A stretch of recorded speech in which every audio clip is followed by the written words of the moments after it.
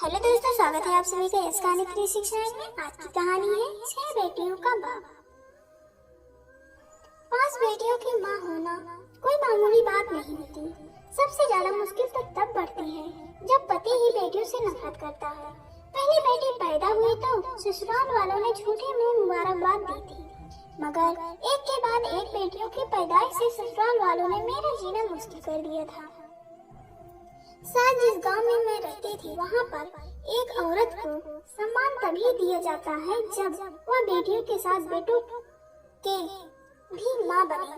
जब मेरे पास चौथी बेटी पैदा हुई तो पति ने उस बेटी को देखना भी गवारा न किया और सास मुझे अस्पताल में अकेला छोड़कर वापस आ गई। जब तबीयत ठीक हुई तो अपनी फूल सी बेटी लेकर मैं खुद ही घर की तरफ बढ़ी।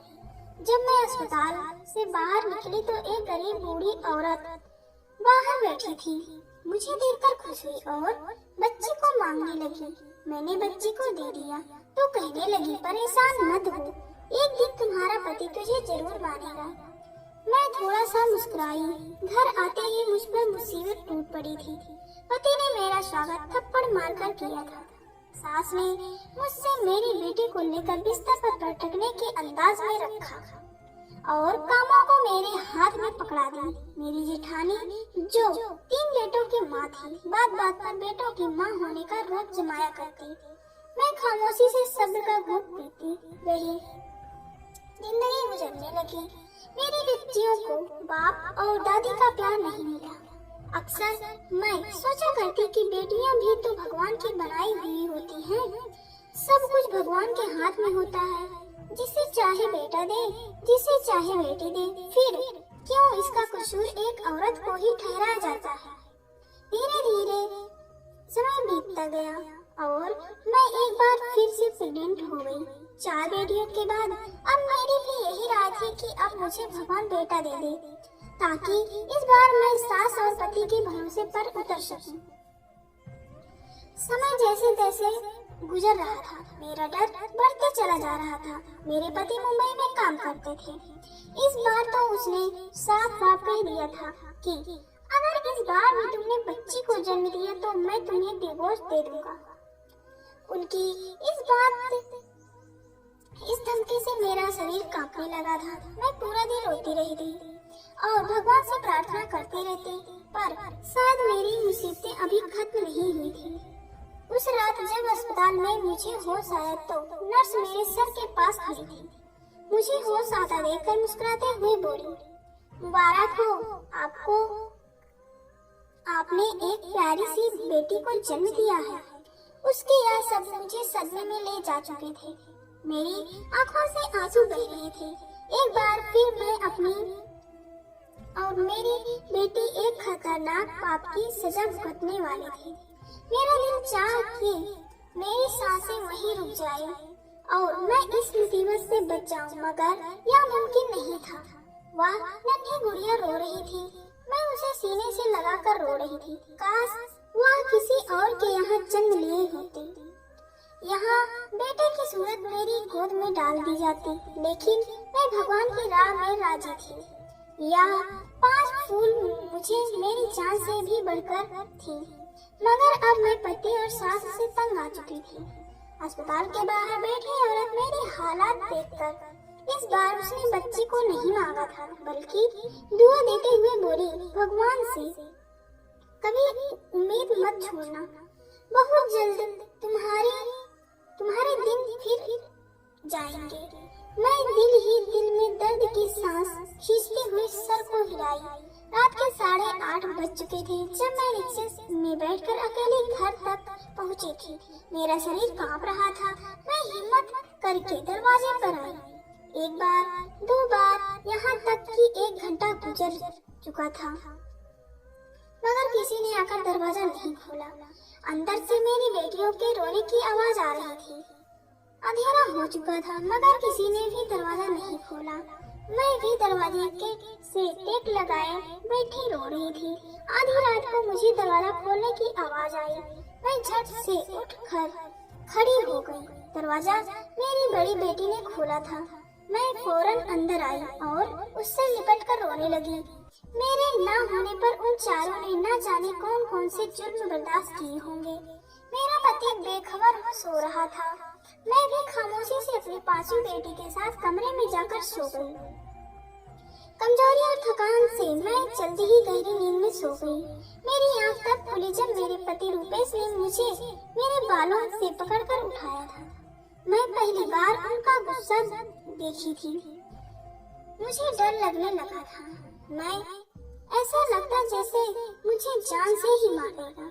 रूपेश मुझे घसीटता हुआ कमरे से बाहर लेकर आया। मेरी बेटियां यह देखकर रोने लगी, जबकि सास उन्हें डांटकर चुप करवाने लगी। मेरा पति बोला, किसके कहने से तुम इस घर में दाखिल हुई है? मेरे घर के दरवाजे अब तुम्हारे लिए बंद हो चुके हैं। अपनी बेटियों को लो और मेरे घर से निकल जाओ। सास भी मेरे बेटियों को धक्के देकर घर से निकालने लगी। मैं हाथ जोड़कर उनके कदमों में गिर गई। यह घर ही मेरा सब कुछ था। मैं 5 बेटियों को लेकर आखिर कहाँ जाती? मेरा पति घर से निकाल चुका था। मैं बेटियों के साथ वही दरवाजे पर बैठी रो रही थी कि तभी मुझे सास के चिल्लाने की आवाज आई और फिर मेरे पति की आवाज सुनकर मुझे कुछ दुर्घटना का एहसास हुआ। मेरी सास पांव फिसलने से गिर चुकी थी और उनका सर किसी चीज से लगकर फट चुका था। मेरा पति घबराकर रोता हुआ उन्हें डॉक्टर के पास ले जाने लगा, मगर कुछ देर बाद ही बहुत बुरी खबर मिली कि सास के सर पर गहरी चोट लगने की वजह से मृत्यु हो चुकी है। भले ही मेरे पति ने मेरे और मेरी बेटियों के साथ अच्छा नहीं किया था, मगर उस वक्त उन्हें तकलीफ में देखकर मैं उनका गम बांटने लगी। रिश्तेदार दूर दूर से हमारे यहाँ सास को देखने के लिए आ रहे थे, इसलिए पति ने मुझसे दोबारा घर से जाने की बात नहीं की थी। वक्त गुजरता गया और रूपेश का व्यवहार पहले से कुछ बेहतर होता गया। वह मुझसे जरूरत पड़ने पर बात कर लिया करते थे और अपनी बेटियों को तो एक नजर देखना भी गवारा ना करते। मैंने नोट किया था कि वह अब दूसरी औरतों में ज्यादा दिलचस्पी लेने लगे हैं। मेरे सर पर अब एक और खतरा गिर चुका था। कहीं वह बेटे की चाह में दूसरी शादी ही न कर गई। मेरी बेचैनी दिन ब दिन बढ़ती चली जा रही थी और एक दिन ऐसा भी आया जब मेरा सोचना सही साबित हो गया। मेरे पति मेरे पास आया और संजीदा शब्दों में बोला, मम्मी को गुजरे हुए 3 माह हो चुके हैं और अब मुझे वापस मुंबई भी जाना है। मैं मुंबई जाने से पहले दूसरी शादी करना चाहता हूँ, क्योंकि तुम तो बेटियों पैदा करने की मशीन बनी बैठी हो। यही ख्वाहिश मेरी माँ भी दिल में समाये दुनिया से चली गई। पति का यह शब्द मेरा खून खौला दिया था। पहले की मुसीबतें कम थी जो अब मेरे सर पर सौतन गिराना चाहते थे। मैं उन्हें समझाने लगी, मगर वह उल्टा सोच रखने वाले इंसान मेरी बात कहाँ सुनते। उस रात मैं बहुत रोई। मुझे मेरी जिंदगी का एक बोझ लगने लगी थी। मेरा दिल चाहा कि मैं खुद को इस दुनिया से आजाद कर दूं, मगर जब ख्याल अपनी बेटियों का आता तो फिर इस इरादे को भुला देती। सुबह हुई तो मेरा शरीर बुखार से तड़प रहा था। पहले तो पति ने ध्यान नहीं दिया, मगर जब मेरी तबीयत ज्यादा बिगड़ने लगी तो मुझे डॉक्टर के पास ले गया।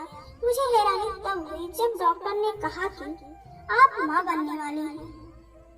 उसके बाद यह शब्द मुझे कोई खुशी नहीं दे रहे थे, बल्कि उल्टा मेरी मुसीबतें बढ़ा रहे थे। मेरे पति को आज रात वापस मुंबई जाना था। जब उसने यह खबर सुनी तो खामोशी से मुझे घर ले आया। घर लाकर तेज आवाज से कहने लगा, अगर इस बार तुमने बेटा जन्म दिया तो ठीक, वरना अगर बेटी हुई तो मार देना या फिर जिंदा दफन कर देना, मगर इस घर में मत आना। अगर मेरी बात के खिलाफ हुई तो तुम्हारी 5 बेटियों को ऐसी जगह भिजवा दूंगा जहाँ से तुम दोबारा कभी उनसे मिल नहीं पाओगे। पति की शर्त सुनकर मैं दंग रह गई। रूपेश मुंबई चला गया था और मैं डर का शिकार हो चुकी थी। जैसे जैसे वक्त करीब आ रहा था, मेरा दिल धड़कता जा रहा था। मैं हर समय यही प्रार्थना करती कि इस बार मुझे बेटा मिल जाए। मेरे घर में एक और बेटी आने का मतलब था बाकी की 5 बेटियों से भी हाथ धो बैठाना। जान को किसी भी तरह मौत के घाट नहीं उतार सकती थी। समय पूरा हुआ और मैं भगवान से प्रार्थना करती अस्पताल में चली आई। मुझे इस बार बेटा ही चाहिए था, मगर शायद भगवान को कुछ और ही मंजूर था। एक बार फिर मैंने बेटी को जन्म दिया था। पति का बार बार आता फोन में काट दे रही थी। उसे क्या बताती कि आप छठी बेटी के बाप बन चुके हो। मेरे लिए यह बिल्कुल भी आसान नहीं था, मगर अब मैं दिल पर पत्थर रखकर फैसला कर चुकी थी। मैं इस बेटी को अपने साथ नहीं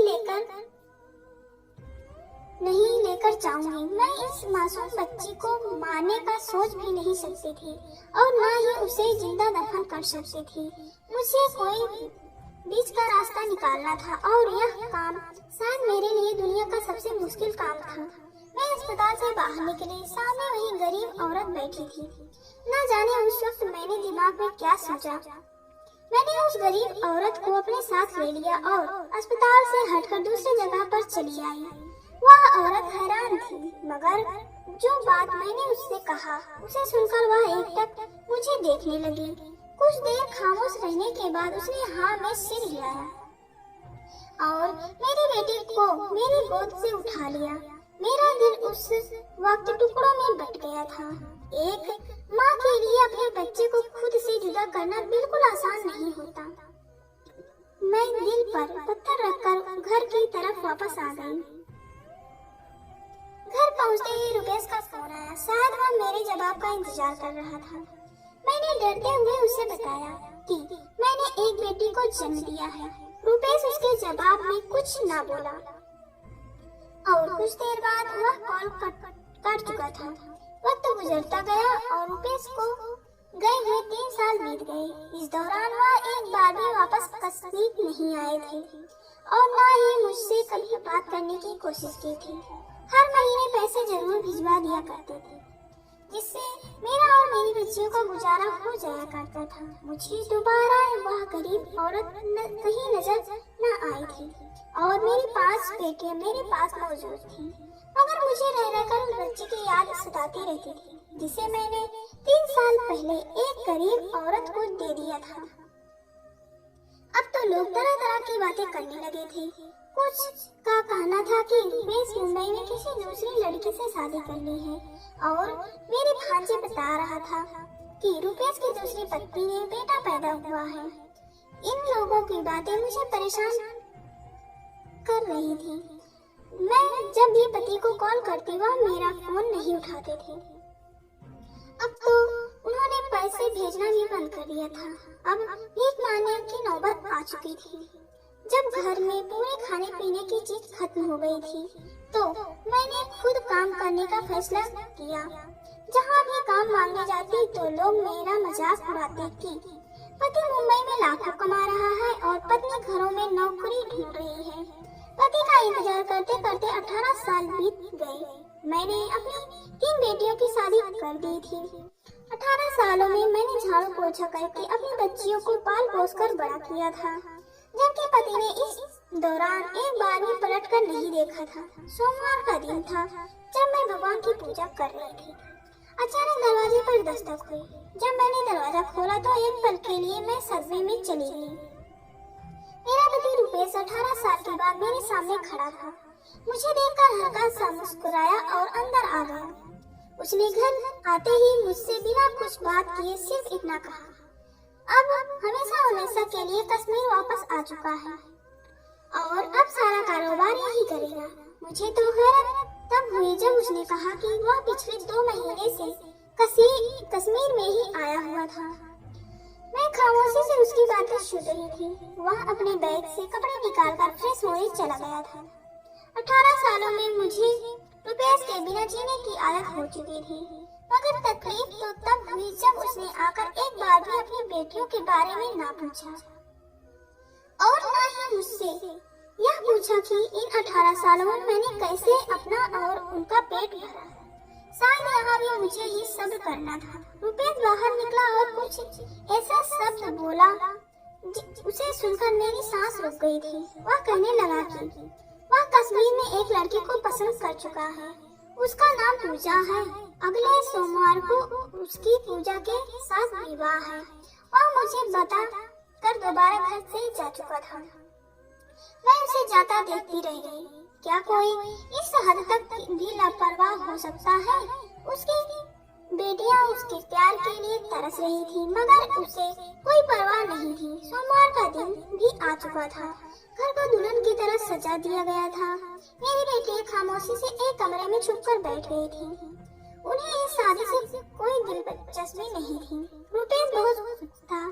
मुझे बताने लगा कि पूजा अपनी माँ के साथ यहीं आ रही है, यहीं पर उसका विवाह होगा और फिर अगले ही हफ्ते मैं पूजा के साथ वापस मुंबई चला जाऊंगा। मेरा सब्र का घूंट खत्म हो चुका था। लेकिन मेरा चुप ही रहना मेरा बेहतरीन जवाब था। मैं खामोशी से सर झुकाकर जब उसके कमरे में गई तो वह लड़की सामने बैठी थी, जिसे रुपेश का विवाह होने वाला था। उसे देखकर मेरे पैरों तले जमीन निकल गई थी।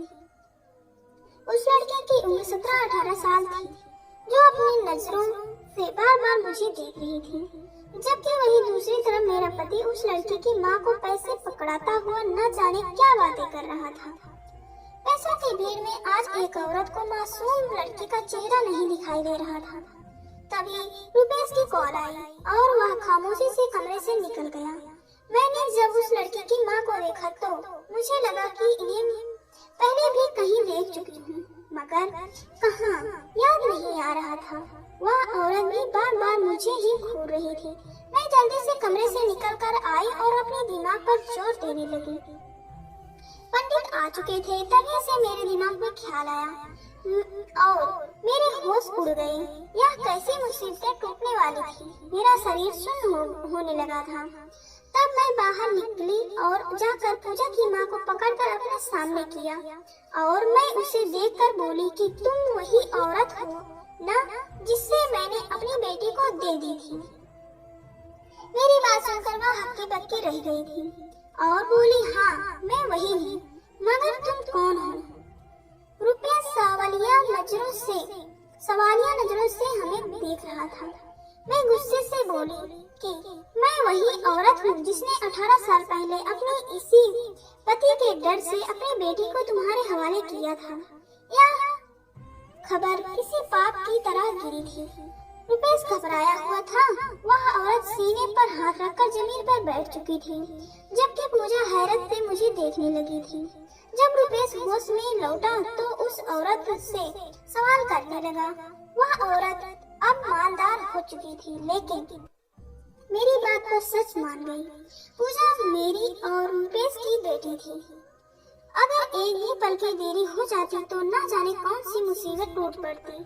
रुपेश अपना बाल पकड़ता जमीन पर गिर चुका था और होश आते ही घर से बाहर निकल गया था। उसको बेटियों से नफरत थी, मगर जो पाप करने जा रहा था वह बहुत बड़ा था।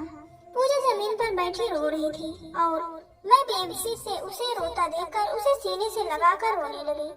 रुपेश को घर से गए काफी देर हो चुका था। 2 दिन गुजर चुके थे और फिर दरवाजे पर एम्बुलेंस आई, जिससे रुपेश को उतार कर घर लाया गया। उसका 2 दिन पहले एक्सीडेंट हुआ था। उसकी एक टांग टूट चुकी थी। उसकी जुबान दांतों में आकर कट चुकी थी। वह अब बोल नहीं सकता था। जैसा भी था, मेरी बच्चियों का बाप था। बेटियां कहाँ बाप को तकलीफ में देख सकती हैं। जब जब मेरी बेटियां रुपेश की सेवा करती, वह नजर झुकाकर रोने लगता था। पूजा से उसने दोबारा कभी नजर नहीं मिलाया था और न ही पूजा कभी रुपेश के सामने जाना चाहती थी। कुछ दिनों के बाद रुपेश ने अपना सारा धन अपनी 6 बेटियों के नाम कर दी और अपनी बेटियों से माफी मांगी और अब सब खुश रहने लगे।